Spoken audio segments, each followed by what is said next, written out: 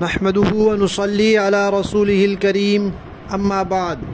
ترجمے والے قرآن پاک کا صفحہ نمبر 967، 26واں پارہ، سورہ قاف، پہلا رکوع، آیت نمبر 6 تا 11۔ اعوذ باللہ من الشیطان الرجیم، بسم اللہ الرحمن الرحیم۔ افلم ينظروا الى السماء فوقهم كيف بنيناها وزيناها وما لها من فروج والأرض مددناها وألقينا فيها رواسي وأنبتنا فيها من كل زوج بهيج تبصرة وذكرى لكل عبد منيب۔ ونزلنا من السماء ماء مباركا فأنبتنا به جنات وحب الحصيد والنخل باسقات لها طلع نضيد رزقا للعباد وأحيينا به بلدة ميتا كذلك الخروج۔ صدق اللہ العظیم۔ اس سے پچھلی آیات میں اللہ تعالیٰ نے اس بات کا تذکرہ کیا تھا کہ کفار اس بات پر حیران ہوتے ہیں کہ جب ہم مر جائیں گے، مٹی ہو جائیں گے، پھر دوبارہ لوٹیں گے، یہ لوٹنا تو ہماری سمجھ میں نہیں آتا۔ تو قیامت ان کی سمجھ میں نہیں آتی تھی۔ اب اللہ تعالیٰ قیامت کے وقوع کے امکان کی ایک دلیل دے رہے ہیں کہ اس دلیل سے سمجھو کہ قیامت کا واقع ہونا کوئی ناممکن بات نہیں ہے۔ تو فرمایا کہ ایک نشانی تو دیکھو، آسمان کتنا بڑا ہے، کتنا اونچا ہے اور کتنا مضبوط ہے۔ لاکھوں سال گزر گئے ہیں، کہیں سے ٹوٹا پھوٹا نہیں، کہیں سے کوئی رخنا نہیں آیا، کوئی رنگ خراب نہیں ہوا، کوئی پلستر نہیں اکھڑا۔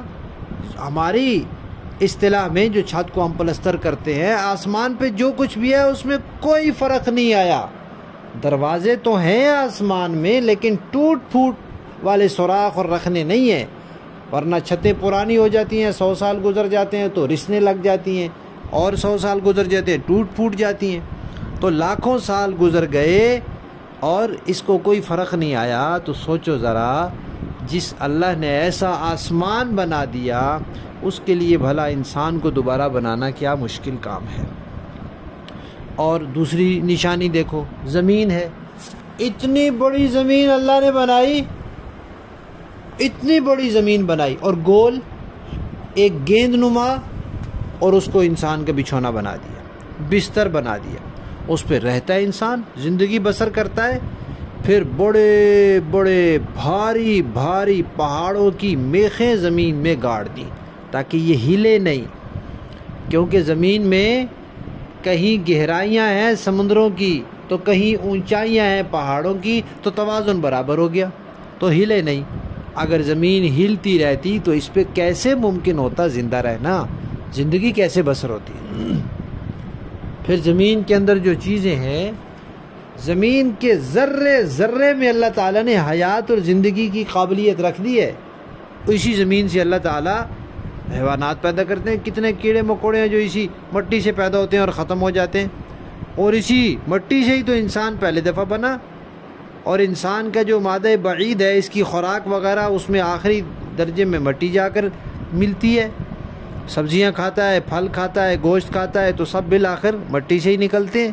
گوشت جو کھاتا ہے وہ جانوروں سے، اور جانور چارہ کھاتے ہیں وہ مٹی سے۔ تو کیا مشکل ہے اللہ تعالیٰ کے لیے کہ اس کو دوبارہ مٹی سے پیدا کر دیں۔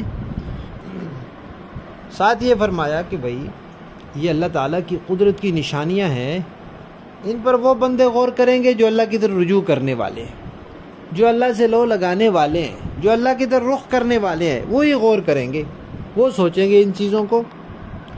پھر تیسری نشانی بارش بتائی کہ بارش سے اللہ تعالیٰ لوگوں کو فائدہ پہنچاتے ہیں۔ یہ بارش کا پانی کہاں سے آتا ہے؟ سمندروں سے آتا ہے. کیسے؟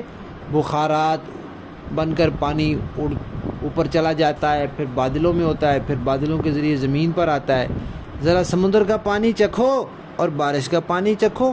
سمندر کا پانی کیسا کھارا اور نمکین اور نہ پینے کے قابل ہوتا ہے نہ چکھنے کے قابل ہوتا ہے. اور بارش کا پانی کیسا شیریں، میٹھا، زبردست، بہترین، دواؤں کا علاج، بیماریوں کا علاج دوا کے طور پہ بھی استعمال ہوتا ہے. یہ کس نے اتنا فلٹر کا نظام لگایا اور سارا پانی پینے کے قابل بنا دیا. اور دونوں جگہ حکمت ہے. سمندر کا پانی کھارا نہ ہوتا تو بدبو پیدا ہو جاتی، اور یہ پانی میٹھا نہ ہوتا تو پینے کے لیے مشکل ہو جاتی. پھر اللہ تعالیٰ اس سے ہر طرح کا غلہ اگاتے ہیں. اب کچھ ہوتے ہیں کھیت، ان کی فصل آتی ہے، وہ فصل کٹ جاتی ہے، ساتھ کھیتی بھی کٹ جاتی ہے. اب گندم لگتی ہے تو اس کو جب کاٹتے ہیں تو صرف اوپر سے گندم نہیں اتار لیتے بلکہ پوری کھیتی کٹ جاتی ہے، پھر نہیں لگتی ہے. اور کچھ ہوتے ہیں باغ، ان کے درخت ہوتے ہیں، درختوں کا صرف پھل اتار لیا جاتا ہے، درخت وہیں رہتا ہے، پھر نیا درخت لگ جاتا ہے، نیا پھل لگ جاتا ہے. اور کچھ ایسے بھی ہیں کہ وہ پھل دے دیتا ہے تو وہ پھر اس کے بعد اس کو کاٹ دیتے ہیں. جیسے کیلے کا درخت ہے، وہ پھل دے دیتا ہے تو کاٹ دیتے ہیں، پھر اگلا درخت اور اس کے درخت اگتے رہتے ہیں. لیکن ایک درخت ایک ہی دفعہ پھل دیتا ہے پھر کٹ جاتا ہے. تو اللہ تعالیٰ نے ہر قسم کے پھل، ہر قسم کے درخت اور پودے اور کھیتیاں وغیرہ بھی پیدا کیا، اور اسی بارش سے پیدا کیا، اسی پانی کے ذریعے. خشک زمین کو، بنجر زمین کو اللہ تعالیٰ نے زندگی دی ہے اور سرسبز کیا اسی کے ذریعے. تو کیا مشکل ہے کہ اللہ تعالیٰ اس انسان کو دوبارہ زندہ کر دے. پہلی نشانی آسمان، کہ دیکھنے میں قریب لگتا ہے اور کناروں میں تو یوں لگتا ہے کہ بالکل زمین کے ساتھ لگا ہوا ہے، لیکن بہت دور ہے، بہت دور ہے. اور دوسری نشانی زمین اتنی وسیع اور اتنی بڑی کہ انسانوں کے بنائے ہوئے آلات بھی کتنا وقت لگاتے ہیں زمین کے گرد چکر لگانے میں. تیز سے تیز ترین جہاز بھی کتنا وقت لگا دیتا ہے. اور اس کے اندر جو اللہ نے چیزیں رکھ دی انسان کے لیے. اور تیسری بارش کا پانی، کہ اللہ تعالیٰ نے اس کو زمین کی زندگیوں کا سبب بنایا ہے. تو آپ خود سوچ لو کہ جو اللہ یہ سب کام کر سکتے ہیں وہ اللہ انسان کو دوبارہ کیوں نہیں زندہ کر سکتے. مثال یہاں دی کھجور کے درختوں کی کہ وہ اونچے اونچے ہوتے ہیں. ہمارے ہاں ناریل کے درخت ہوتے ہیں، وہ اس سے بھی زیادہ اونچے ہوتے ہیں، لیکن عرب میں ناریل کے درخت ہوتے نہیں تھے، کھجور کے ہی ہوتے تھے، تو اس لیے انہیں کی مثالیں دی.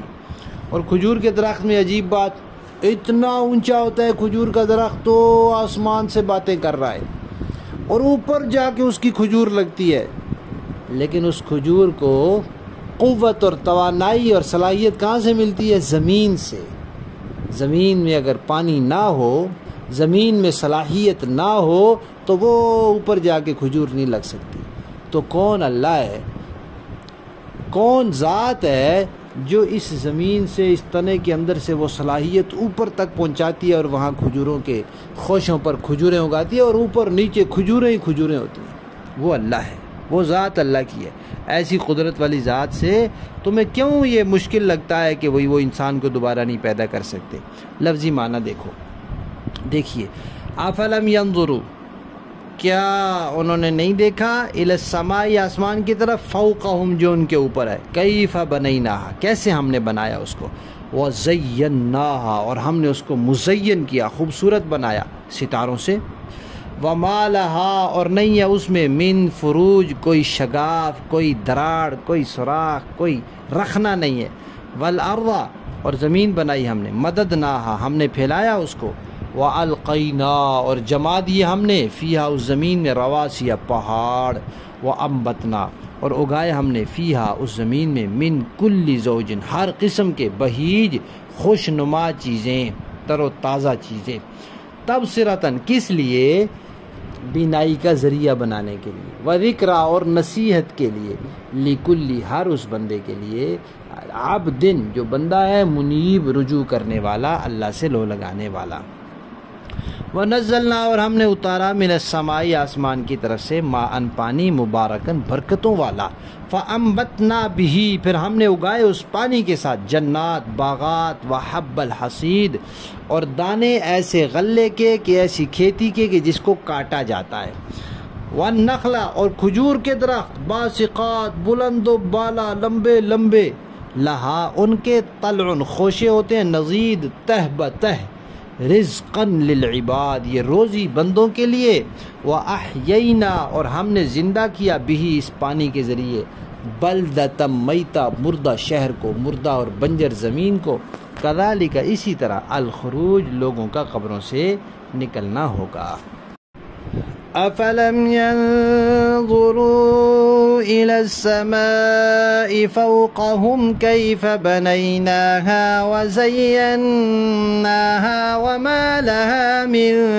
فروج بھلا کیا انہوں نے اپنے اوپر آسمان کو نہیں دیکھا کہ ہم نے اسے کیسے بنایا ہے اور ہم نے اسے خوبصورتی بخشی ہے اور اس میں کسی قسم کے رخنے نہیں ہیں وَالْأَرْضَ مَدَدْنَاهَا وَأَلْقَيْنَا فِيهَا رَوَاسِيَ وَأَنبَتْنَا فِيهَا مِن كُلِّ زَوْجٍ بَهِيجٍ اور زمین ہے کہ ہم نے اسے پھیلا دیا ہے اور اس میں پہاڑوں کے لنگر ڈال دیے ہیں اور اس میں ہر طرح کی خوشنما چیزیں اگائی ہیں تبصرۃ وذکریٰ لکل عبد منیب تاکہ وہ اللہ سے لو لگانے والے ہر بندے کے لیے بصیرت اور نصیحت کا سامان ہو وَنَزَّلْنَا مِنَ السَّمَاءِ مَاءً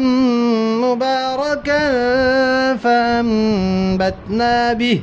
فَأَنبَتْنَا بِهِ جَنَّاتٍ وَحَبَّ الْحَصِيدِ اور ہم نے آسمان سے برکتوں والا پانی اتارا پھر اس کے ذریعے باغات اور وہ اناج کے دانے اگائے جن کی کٹائی ہوتی ہے وَالنَّخْلَ بَاسِقَاتٍ لَهَا طَلْعٌ نَضِيدٌ اور کھجور کے اونچے اونچے درخت جن میں تہ بتہ خوشے ہوتے ہیں رزقا للعباد وَأَحْيَيْنَا بِهِ بَلْدَةً مَيْتًا كَذَلِكَ الْخُرُوج تاکہ ہم بندوں کو رزق عطا کریں اور اس طرح ہم نے اس پانی سے ایک مردہ پڑے ہوئے شہر کو زندگی دے دی بس اسی طرح انسانوں کا قبروں سے نکلنا بھی ہوگا صدق اللہ العظیم